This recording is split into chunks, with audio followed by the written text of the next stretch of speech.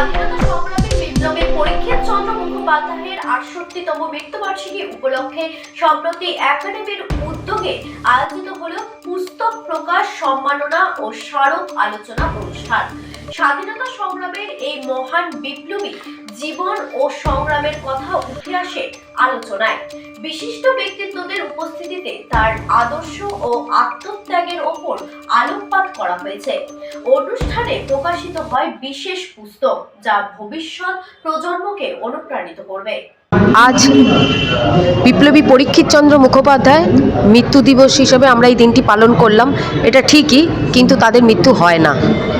তারা শহীদ, তারা দেশকে ভালোবেসেছে, দেশ মাকে ভালোবেসেছে, পুরো দেশটাকেই নিজের পরিবার মনে করেছে। তাই আজকে সেই উদযাপন করলাম যারা কিনা একটা সুন্দর পরিবারকে নিয়ে থাকবে বলে স্বপ্ন দেখেছিল, সাহস জুগিয়ে সেই সব কর্মকাণ্ড করেছিল, যার জন্য তাদেরকে আমরা আজকে বিপ্লবী বলছি। সেই সময় দেশপ্রেম মানে ছিল দেশের প্রতি অগাধ ভালোবাসা, বিপ্লব মানে ছিল একটা তীব্র বিপ্লব। কিন্তু এখন সেই পরিস্থিতি পুরোপুরি পাল্টে গেছে, দেশপ্রেম হোক কি বিপ্লব পুরোপুরি রাজনৈতিক স্তরে চলে গেছে। এই বিষয়ে আপনার অবস্থা?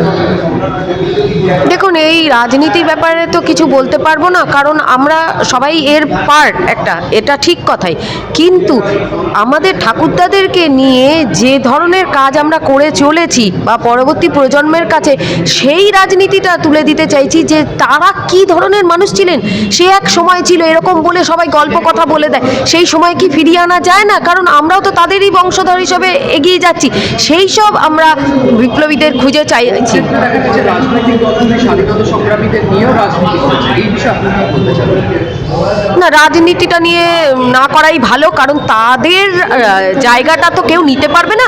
তারা সমগ্র দেশটাকে নিজের পরিবার মনে করতো, নিজের বাড়ি মনে করতো। তাহলে সেইটাকে নিয়ে রাজনীতি করাটা কখনোই উচিত না, কারণ সেই ভাবনা চিন্তা এখন কারোর মধ্যে নেই।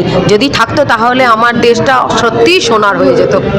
তো আপনি কি মনে করেন যে সত্যি আমরা একটু স্বাধীন হয়েছি? না, কখনো না। সেই স্বাধীনতা আসেনি। সেই স্বাধীনতা যখন আসবে তখন আপনি আপনারা যারা মিডিয়া পার্টনার আছে তাদের কাছেই অনুরোধ আর কি, আপনারা নিজেরা দেখলেই বুঝতে পারবেন, ঘরে ঘরে হাসি থাকবে, প্রতিটা বাচ্চা পেট ভরে খেতে পারবে, মায়ের চোখে একটা অদ্ভুত আনন্দ থাকবে। সেই জন্যই আমাদের বিপ্লবীরা লড়াইটা করেছিল। আমরা সেইটাই খুঁজে বেড়াচ্ছি।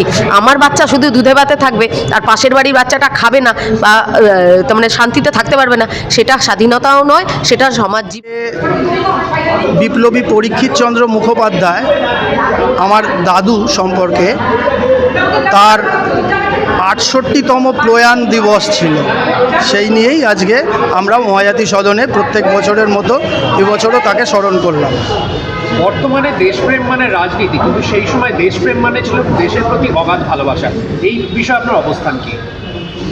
দেখুন, এই যে বিপ্লবীরা একটা স্বপ্ন নিয়ে তার সমস্ত জীবন, তাদের সমস্ত আমোদ সমস্ত কিছু ছেড়ে, আমোদ প্রমোদ বলুন বা তাদের জীবনের ব্যক্তিগত সংসার থেকে শুরু করে সব কিছু ত্যাগ করে একটাই স্বপ্ন নিয়ে তারা এগিয়েছেন।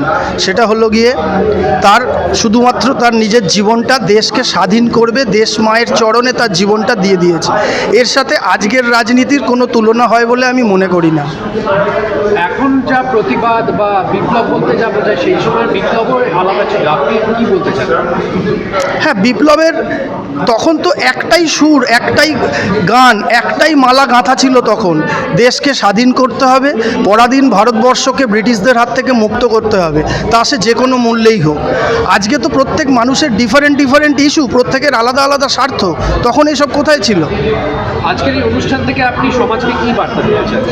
আমরা বার্তা দিতে চাই, যেসব বিপ্লবী, যেসব হিরো, যাদেরকে আমরা ইংরাজিতে বলতে পারি আনসাং হিরোজ, অর্থাৎ যারা ইতিহাসের পাতায় যাদের কোনো স্থান নেই, তাদেরকে খুঁজে বার করতে হবে এবং পরবর্তী প্রজন্মের কাছে তাদের অমর কীর্তি পৌঁছে দিতে হবে। তাহলেই তাদের এই আত্মবলিদান সার্থক হবে বলে আমি মনে করি। গবেষকদের বই প্রকাশ এবং বিশেষ আলোচনা সভা, মাইকেল মিত্রের শতবর্ষ স্মারক বক্তৃতা। আজকের এই অনুষ্ঠান থেকে আপনি সমাজকে কি বার্তা দিতে চান? প্রান্তিক মানুষের নতুন গবেষকদের সুযোগ করা, তাদের সামনে আনা, তাদেরকে সম্মানিত করা, তাদেরকে অনুপ্রাণিত করা। এই বই প্রকাশের মাধ্যমে নতুন গবেষকরা আরও বেশি উৎসাহিত হবে এবং এটা ছাড়া কোনো বিকল্প পথ নেই। আজকে প্রধান অতিথি হিসেবে কারা উপস্থিত ছিলেন? এখানে তো 5টি বিশ্ববিদ্যালয় ছিল, প্রেসিডেন্সি বিশ্ববিদ্যালয়ের বিভাগীয় প্রধান সংস্কৃত বিশ্ববিদ্যালয়ের প্রধান এবং আলিয়া বিশ্ববিদ্যালয়ের অধ্যাপক, রবীন্দ্রভারতী বিশ্ববিদ্যালয়ের অধ্যাপক এবং বিশিষ্ট সাংবাদিকরা ছিলেন। টেলিগ্রাফ এবং আনন্দবাজারের বেশ কিছু ভালো লেখক ছিলেন, সাহিত্যিক ছিলেন, বিদ্যাসাগর বিশ্ববিদ্যালয়ের অধ্যাপক ছিলেন। মোট 5টি বিশ্ববিদ্যালয়ের অধ্যাপক এখানে উপস্থিত ছিলেন। প্রায় শতাধিক গবেষক ছিলেন এবং এই দুটি বই, নীলাঞ্জন হালদারের বঙ্গনাট্য প্রবাহে পালাবদলের ঢেউ বইটি বেশ কয়েকজন সেটা সংগ্রহ করেছে এবং চন্দ্রাবতীর অভিনব রামায়ণও কিন্তু বেশ কিছু কপি মানুষ সংগ্রহ করেছে।